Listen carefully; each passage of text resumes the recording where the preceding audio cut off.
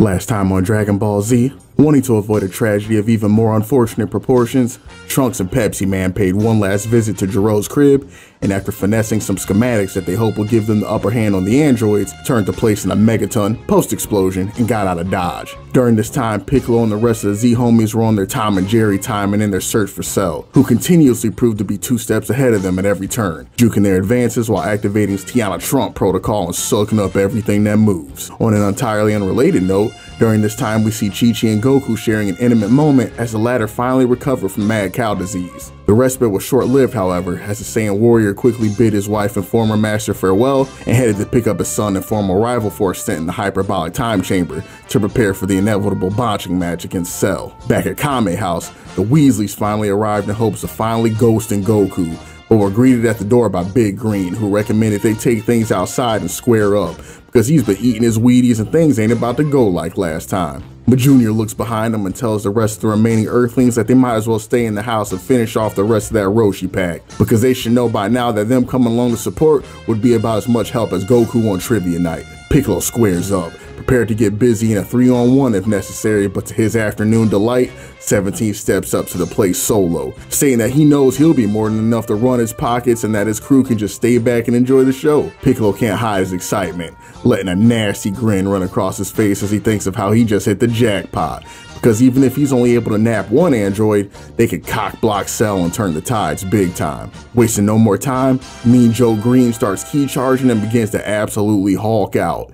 In a short span of time, it becomes clear to Hasselhoff that something's up with Piccolo, but unfortunately for 17, it's too late, because Piccolo has already decided that it's clobbering time, vanishing behind 17 and doing his best Meta World Peace impersonation, bopping the bot with a vicious elbow to the back of the noggin, and continuing with an even more vicious assault. Now, if you're already a DBZ fan, I know I don't have to tell you that Piccolo vs 17 is one of the sickest fights in the series.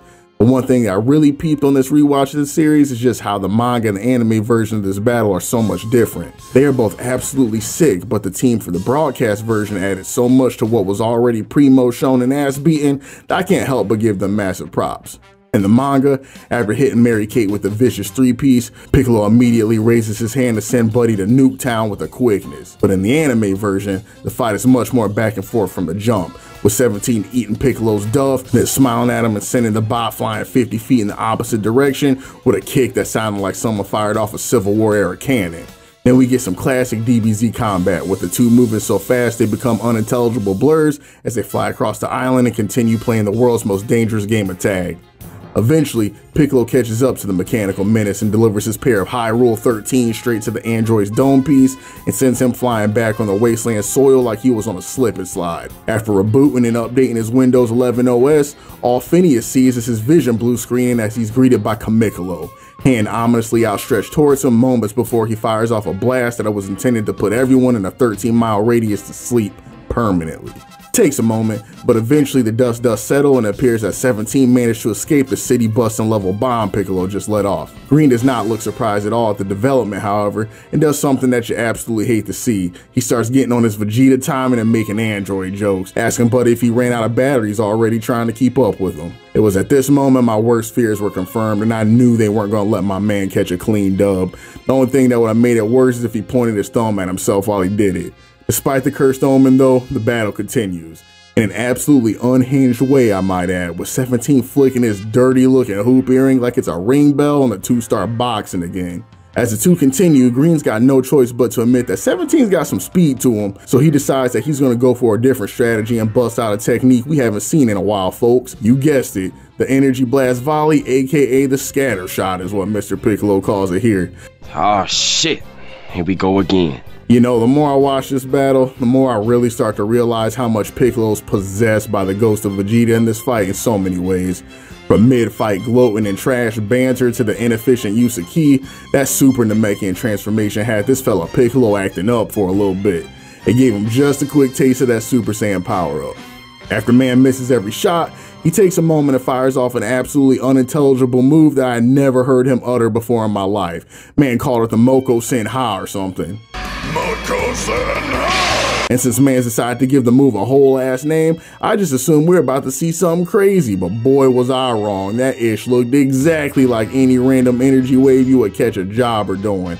and 17 bounced it off his chest like light work and just stood there staring at this man Piccolo like, really Brody, that's what we're doing now? After they both acknowledge that this scrap is going nowhere fast, the two fighters rush towards each other, meeting in the middle of a large body of water in an elbow clash that reveals a glowing rainbow, shining a light on their budding bromance and their support of LGBTQ awareness. 18, getting real sick of the foreplay at this point, tells 17 that he better start cooking this man or mama's gonna come in the kitchen and do it herself. Deciding that he better start wrapping this show up before he gets nagged to death by his sister, he politely states to Piccolo that it's been real, but he's gonna start going ham now because they are falling severely behind on their oof Goku protocol and they got places to be. Big Green, only able to handle so much disrespect, once again fires off an insane number of ki blasts. Even 17 says something this time, wondering if he gave this man CTE with all them headshots because he already knows shooting these ki blasts ain't gonna work on him, and he's almost positive it never works, period. Until he briefly has a moment of deja vu, feeling like he's pretty sure in a different timeline he remembers lighting someone up with sis in exactly this way before,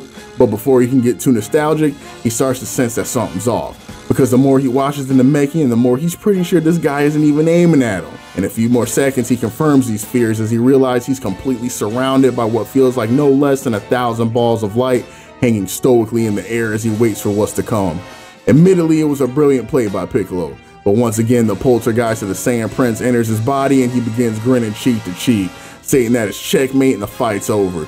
Big bro Piccolo gives a whole ass speech about how this is the end of world hunger and the android's reign of terror is all over, before finally launching the balls full throttle at 17's face, no mercy. As they converge, there's a massive explosion that can be felt a number of miles away from the location of impact. Piccolo, thinking that there was no way anything was going to survive an attack like that, begins to breathe a sigh of relief. But as the smoke clears, is left absolutely stunned, seeing 17 in the middle of the attack, smiling, surrounded by some kind of energy barrier that helped protect him from the blast. 17 releases the shield and tells Piccolo that it's about time they finish this up, and tells Piccolo to follow him to another island. You know, because that boy 17's all about the environment, where they can finish up their scrap and he can get back to his Kakarot hunt. Piccolo, still feeling like he hasn't properly got his get back from how crazy 17 had him looking in the battle royale, does not hesitate to follow when the two square up, presumably for the last time, with Piccolo taking one of the most trash fighting stances I've ever seen, with his left hand extended and a fist pulled straight out in front of him like he's about to Rochambeau,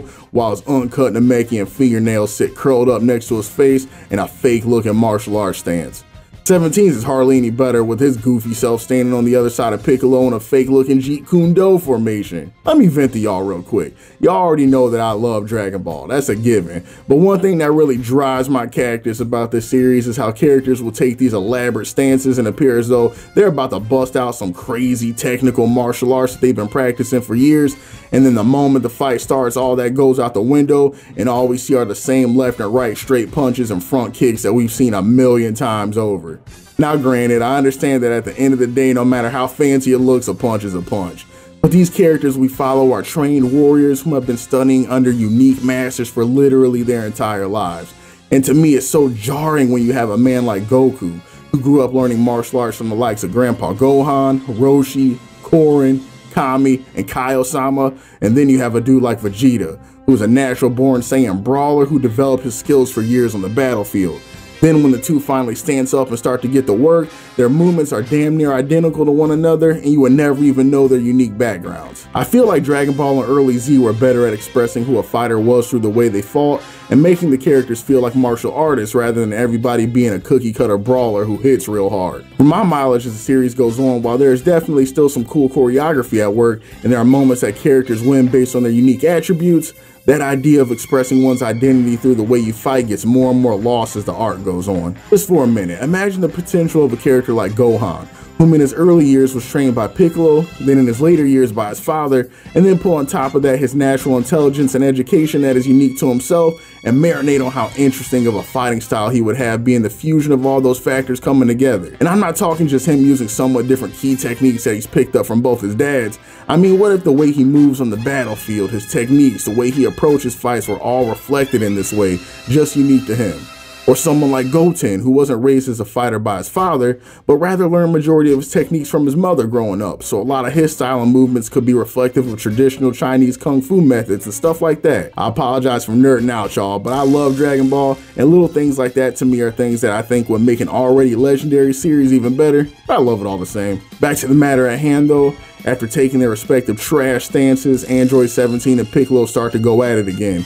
And you can tell both these fellas are trying to end it with a KO because every single hit is being let out with the absolute worst of intentions. I mean, every single punch, kick, elbow, and kneecap thrown by these fellas is delivered with absolutely life-altering velocity, and these fellas' DualShock controllers must be acting up because I promise neither one of them can guard to save their lives. First, 17 delivers a punch and Big Green eats it for breakfast. Then Green throws a kick and 17 chows down. Both of these men absolutely feasting on these knuckle sandwiches out here, until Piccolo decides to gain some space by getting on his gymnastics timing and doing about 5 good backflips for no reason to put an end to the back and forth. After verifying that 17 was able to peep those cold ass flips he just did, Green starts stretching and spits out a couple teeth, letting 17 know it's definitely true that this fella has a little bit of speed to him, but it's too bad he hits like he never seen the inside of a gym in his life, remarking that all those beatings he took from Kakarot make sure that he ain't gonna feel a thing when he's up against some light work. 17 can't hide his surprise, never being told a day in his life that his duffs were anything less than earth-shattering. 17 decides that the green man must be bluffing, so if he wants to play like that, then he'll make sure he gives him something to think about. 17 goes back on the offensive, and once again these two start swinging on each other so hard you would think their forearms are made out of hand grenades. Eventually, this exchange leads to a test of strength, with 17 and Green locking hands like the Hulk and Ultimate Warrior until the sheer force of their power causes a disturbance in the subatomic particles in the air, creating an explosion and erupting a nearby volcano. The two continue, with Piccolo catching 17 lacking and delivering an absolutely disrespectful two-piece that sends 17 flying down into Bikini Bottom. 17 takes a moment in Davy Jones' locker to think about his life choices, wondering how in the actual hell is Piccolo of all people running his pockets like this. They weren't even expecting that man Kakarot to be this strong. Before he can even get a proper thought off though, this man Green comes into the water on absolute demon time, fires off a ball of energy looking to body bag this man so he'll never touch grass again. The look on 17's face had me absolutely dead because homie is really looking up at Green like, what is you on, bruh? I've only been down here for like 10 seconds. You couldn't even at least wait until I reached the surface to try to fade me? The explosion of the blast leaves the two back into the air where they continue exchanging blows for a minute until they hit the land and start firing off key blasts at one another in hopes of catching the other lacking. I'm about to start calling this that UPS fade. These boys say you can get it by land, air, or sea, rain, hail, or snow. I have never seen dedication to an ass whooping like this in my life.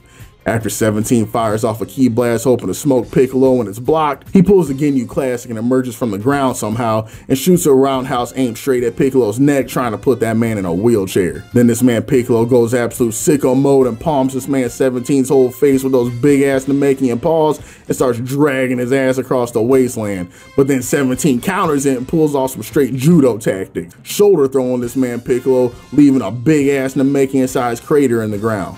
Then Piccolo flips it and dunks this man 17 on his ass, and then 17 grabs Green and starts dragging, throwing him across the arena like he's trying to beat Bowser in Mario 64. Then after Piccolo regains his footing, 17 gives him a tragic repeat of the Z-Homies Battle Royale and punches Piccolo so hard, 17's arms can be seen giving him the middle finger through his back. But Piccolo refused to go down looking crazy the way he did last time, and instead balls up his fist and delivers the exact same level of gut punch back to 17, who I know is heated because he was definitely thinking the fight's over. What happens next is just pure unfiltered testosterone as these two titans go back and forth, exchanging gut shot after excruciating gut shot until they roundhouse each other in the face and do a sick flip out where they meet each other in the air and Piccolo shoots the bot out of the sky.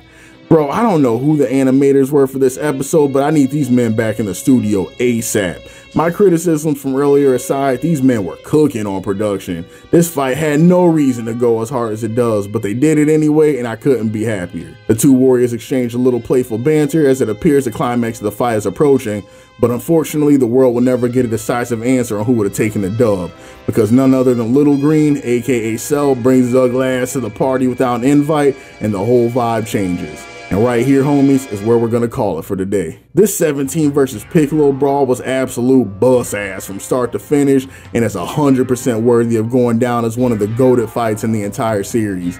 DBZ is known for having absolutely one-sided curb stomp matches on a pretty regular basis, so it's always sick to watch a fight between two relatively even combatants as they duke it out to see who's really that guy. And on top of that, it wasn't Gohan, Goku, or Vegeta flexing like usual, it was that man Big Green, who unfortunately gets a lot less love as the series moves forward. So I'm really glad that one of his final moments being taken as a serious threat in Z in terms of power level was such a sick fight that really showcased him in a good light. Tune in next time, y'all, as we see Cell make his first contact with the androids. Will our heroes be able to hold him off and prevent his merger with the androids, or has their fate already been written and now it's only a matter of time?